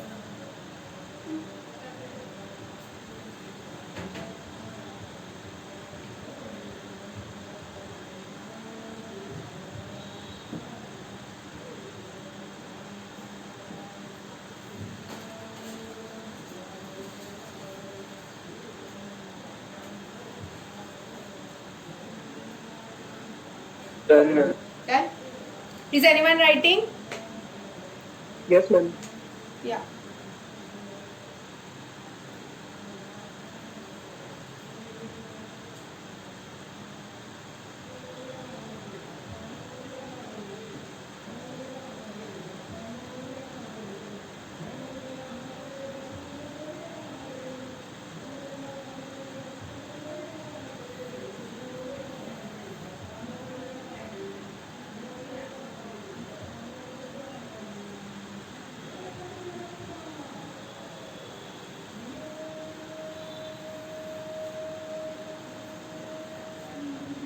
हो गया?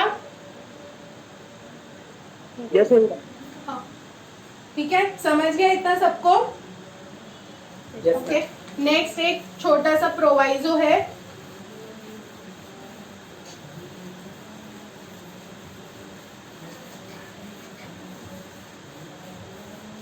सपोज जो एसेट्स जहाँ पे अमालगमेशन होता है, ये हम लोग ने देखा ना section 32 subsection 1 proviso. So there is one more proviso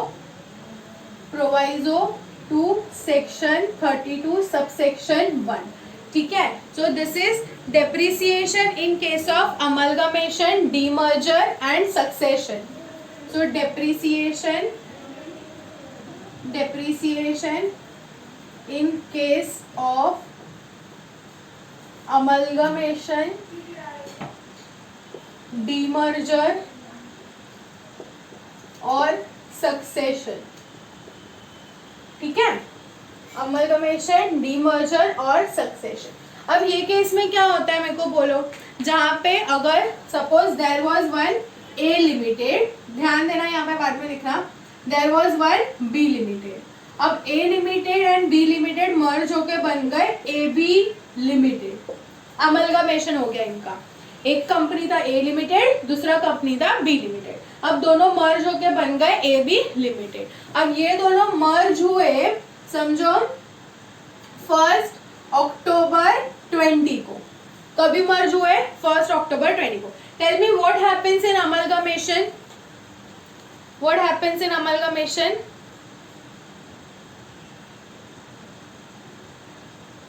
management will change, financials will change. Okay. और क्या होता है, ए लिमिटेड के सारे एसेट्स और बी लिमिटेड के सारे एसेट्स क्या बन जाएंगे, ए बी लिमिटेड के एसेट्स. ठीक है. तो अगर समझो हम लोग प्लांट एंड मशीनरी बोलते हैं, तो plant and machinery A limited के थे कब से कब तक, 1 अप्रैल 20 से लेके 30 सितंबर 20 तक. बराबर. फिर 1 तारीख से तो किसके हो गए, ए बी लिमिटेड के. फिर बी लिमिटेड के थे 1 अप्रैल 20 से लेके 30 सितंबर 20 तक प्लांट एंड मशीनरी. अब वो किसके हो गए, ए बी लिमिटेड के. अब ये जो सारे एसेट्स थे same plant and machinery A B limited के कब से रहेंगे, 1 अक्टूबर 20 से लेके 31 मार्च 21 तक. ठीक है. तो अब ये जो प्लांट एंड मशीनरी है इसका डेप्रिसिएशन कौन क्लेम करेगा, ए लिमिटेड क्लेम करेगा, बी लिमिटेड क्लेम करेगा या ए बी लिमिटेड क्लेम करेगा. ये जो प्लांट एंड मशीनरी है इसका डेप्रिसिएशन कौन क्लेम करेगा, ए लिमिटेड, बी लिमिटेड या A B limited? No, it will be claim, दोनों क्लेम करेंगे but in their proportion, in the ratio of the days asset was held by them. ठीक है, in the ratio of the number of days. A limited के पास ये plant and machinery कितने days के लिए था, तो वो उतने डेज का क्लेम करेगा. फिर ये same plant and machinery A B limited के पास कितने डेज के लिए था, तो वो उतने डेज का डेप्रिसिएशन क्लेम करेगा.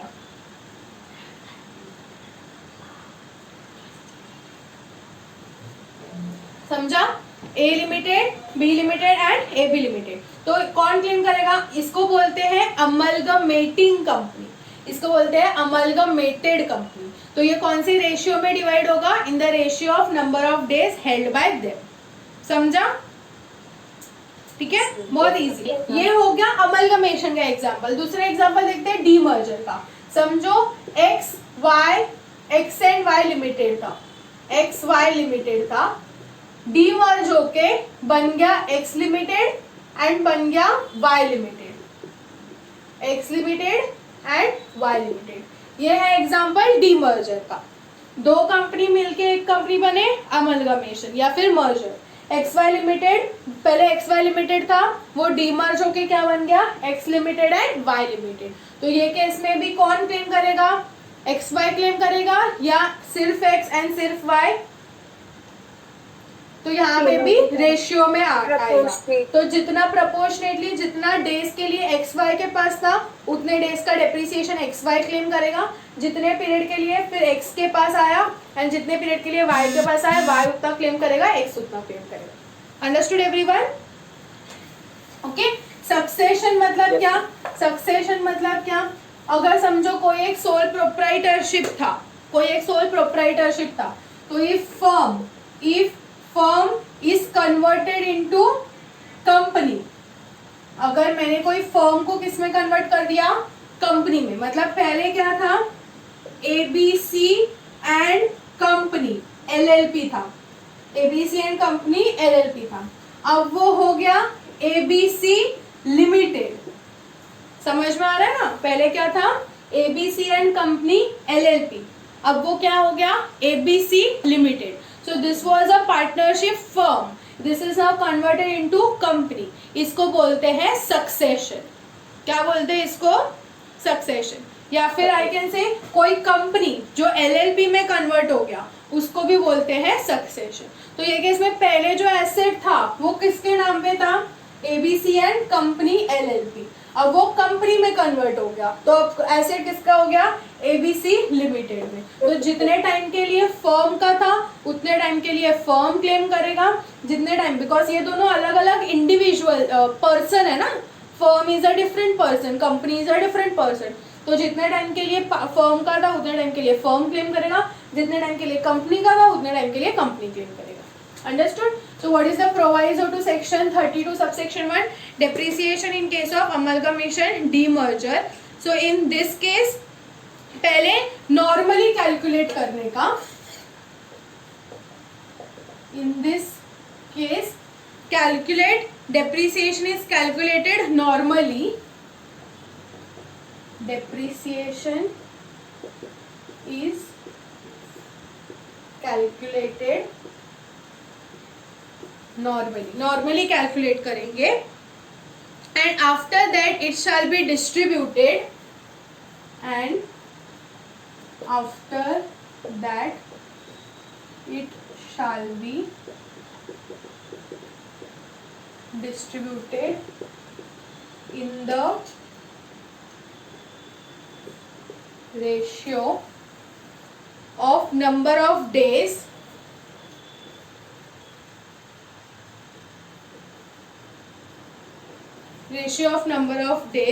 for which assets were used by them. For which assets were used by them. ठीक है, वेरी स्मॉल प्रोवाइजर. समझ लो. Yes. Yes.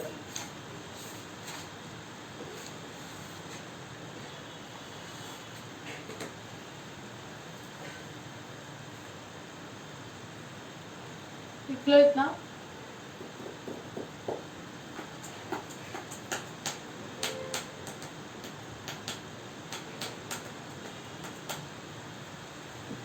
हो गया लिख के? Done. No, ma'am. Yes. Yeah. Yes. Okay.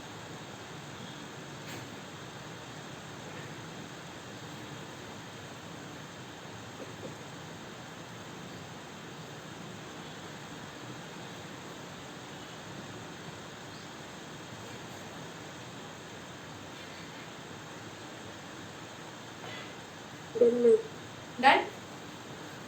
अब वो जो लेस देन 180 डेज वाला पॉइंट है तो वो जब भी क्वेश्चन में दिया रहेगा तो आप लोग क्या करोगे? कैलसी के अंदर कैलकुलेट करोगे क्या कितना डेज के लिए आता है.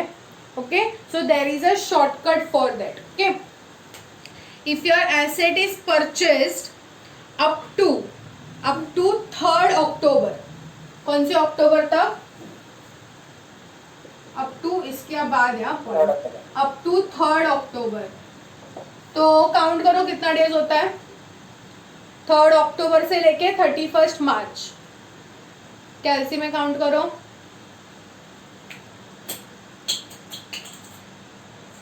नहीं सॉरी, 4th अक्टूबर से काउंट करो. 4th अक्टूबर से.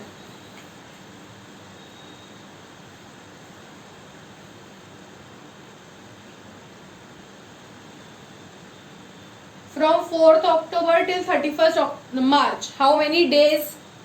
179 days. 179 days. And 30 को 3rd अक्टूबर से लेके 31st मार्च तक रहेगा तो 178. 180 days. 180. ठीक है.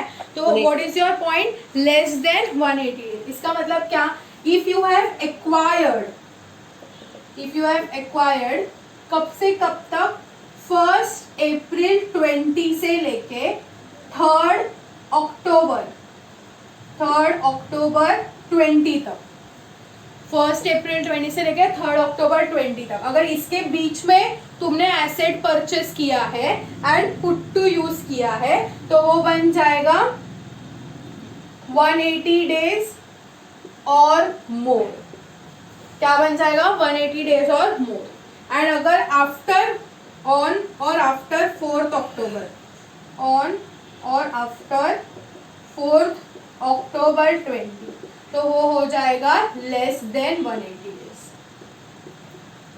ओके. सो एवरी टाइम जब भी एग्जाम में मतलब क्वेश्चन के अंदर डेट आएगा कि ये दिन को एसेट परचेस किया है, सो एवरी टाइम आपको कैलसी में कैलकुलेट करने का जरूरत नहीं है कितना दिन आया. Remember the cut off date. Cut off date कौन सा है? 3rd अक्टूबर 4th अक्टूबर. कैसे याद रहेगा 3rd अक्टूबर 4th अक्टूबर? क्या हुआ था? आफ्टर गांधी जयंती. आफ्टर गांधी जयंती. ठीक है. तो गांधी जयंती के बाद लेकिन 2nd अक्टूबर याद मत रखना, 3rd एंड 4th अक्टूबर. तो 3rd अक्टूबर 180 डेज और more, 4th October less than 180 days. Understood this much?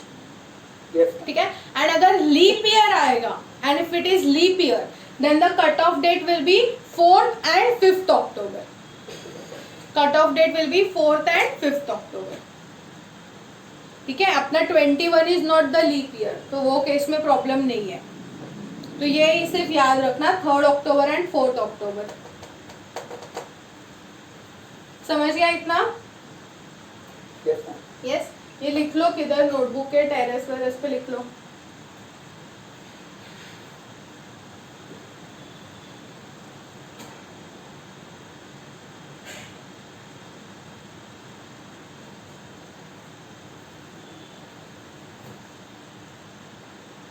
ठीक है. डन. Yes, ma'am. Okay.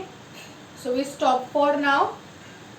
इसके आगे थोड़े MCQ सॉल्व करेंगे एंड आगे कंसेप्ट देखेंगे. मतलब यही एसेट अगर तुम बेचते हो, ये कौन से एसेट्स को बोलते हैं? Depreciable assets. जिस एसेट्स के ऊपर हम लोग डेप्रिसिएशन क्लेम कर रहे हैं, so these are the depreciable assets. So when you sell the depreciable assets, तो वो केस का ट्रीटमेंट क्या होता है? उसमें कैपिटल गेन आता है. तो वो कैपिटल गेन कैसे कैलकुलेट करना है वो हम लोग देखेंगे. ठीक है. चलो लंच वगैरह कर लो, फिर मिलते हैं. 2:15 ना? Yes, ma'am. 2:15 to 2:15 to 4. 3:30, ma'am. 3:30. ठीक है, चलेगा. चलो मीट एट 2:50.